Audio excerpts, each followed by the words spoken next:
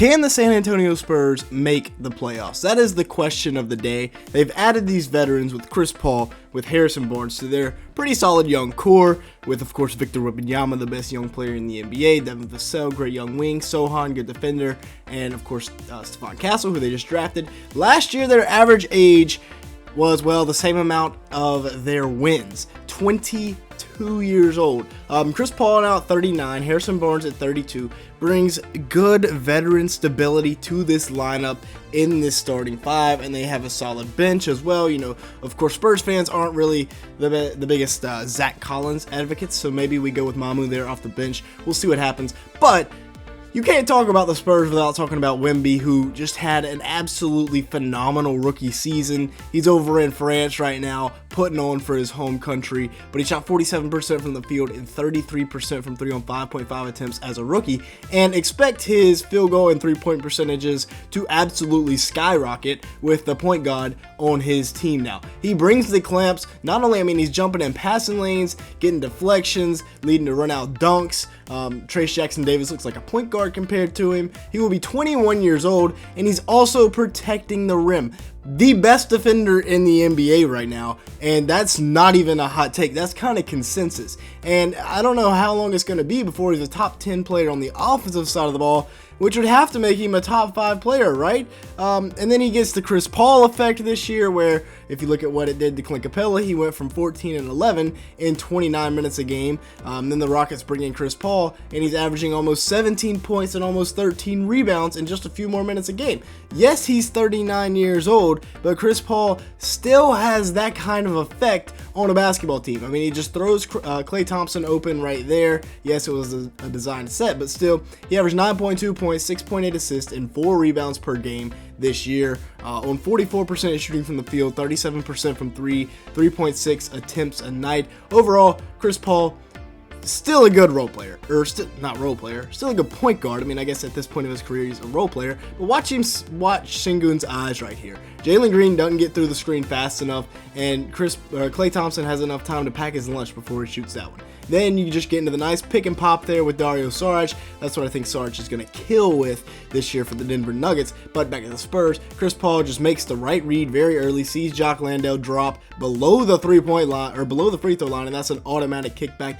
A little bit of an elbow here, but he can still score a little bit, knocking it down. If I was Aaron Holiday there, I'd be pretty upset with the ref, but see him getting to his mid-range spot right there, knocking it down, and then finding the greatest shooter of all time coming off of a screen for the and one. That's just Steph Curry doing Steph Curry things, but Chris Paul still got credited with the assist there, and then, he can still shoot a little bit at 39 years old. And then the Barnes effect, bringing in Harrison Barnes. They also get a 2028, I think it's a pick swap with someone, but they helped facilitate a trade, so they got an extra 2028 pick swap, 12.2 points a game, 3 rebounds, 1.2 assists per game for Harrison Barnes last year. But the biggest thing is he shot 39% from 3. And some of these younger guys, cough, Keldon Johnson and Jeremy Sohan, cannot shoot, so they had to bring in a wing that can shoot it, and he's great off the ball. He can sit in the corner and just knock threes down all night long. The defense is pretty much average at this point in his career, but, they're bringing him in to stretch the floor. And again, that's Draymond Green right there. That's not a random defensive player. Podziemski is also not a bad defensive player. He just gets into his bag right there, a little fall away jumper. But Keegan Murray was taking a lot of his time there in Sacramento, so they bring him in San Antonio, and he gets to mentor Devin Vassell a little bit. Vassell, who in his own right is a very, very good young wing. I'm really excited for Vassell this year, but his three-point percentage went down 2 percentage points last year to 37%. And now he he averaged 19.5 points, 4.1 rebounds, 3.8 assists, and 1.1 steals.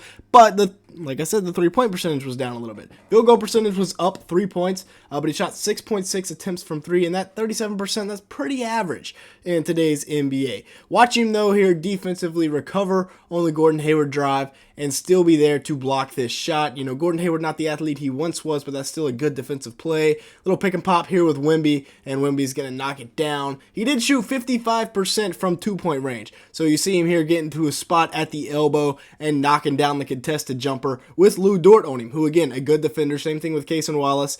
OKC has some good young defenders on their team. With that being said, let's go ahead and take a break here. Make sure to hit the like button, leave me a comment down below, and hit that subscribe button if you are not already subscribed, and if you are enjoying today's video. As you can see here, a large majority of the people that watch these videos are not subscribed to the channel, so if that is you, go ahead and change that right now. And with that being said, let's go ahead and get back to the video, looking at the rookie himself, Stephon Castle, who is a great athlete, a great defender, and that's about where we'll leave it. He's an above average passer. Only averaged 2.7 assists per game last year, though, due to the fact that he was playing out of position, which is what I worry about a little bit this year with him for San Antonio, which could stunt his growth. But he shot 47% from the field as a freshman guard. 27% from three, not great, but, you know, he's a true point guard. He sees the floor. Watch him right here. Nice little entry pass to Klingon, where only Klingon can get it, and then it's an easy 1-2 dunk. Little baseline spin here on Coleman Hawkins, and yam time on the other side of the rim. Uses the rim as a shield, but he's a great defender. And again, Devin Carter there was a lottery pick. That's not some random. That's great defense. Watch him here.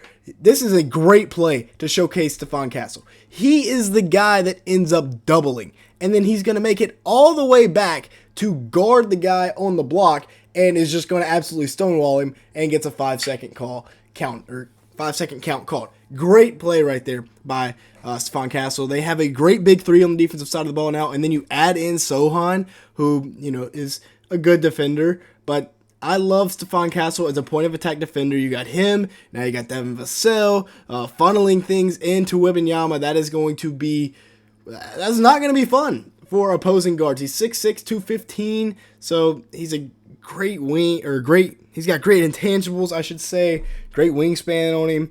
I'm looking forward to watching him play. And then, of course, you've got this man, this absolute alien in the middle of the paint that can just stand there and can cover every single inch of the paint from the restricted area.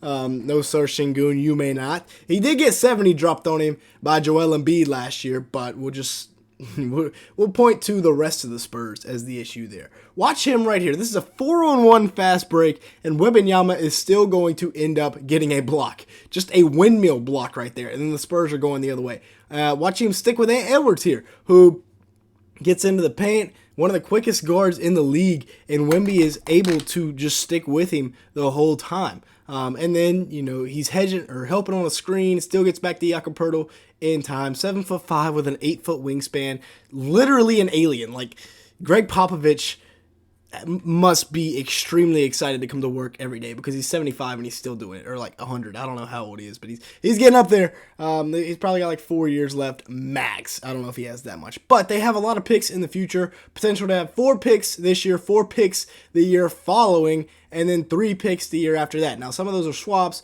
but that Hornets pick is lottery protected. That Bulls pick is top 10 protected.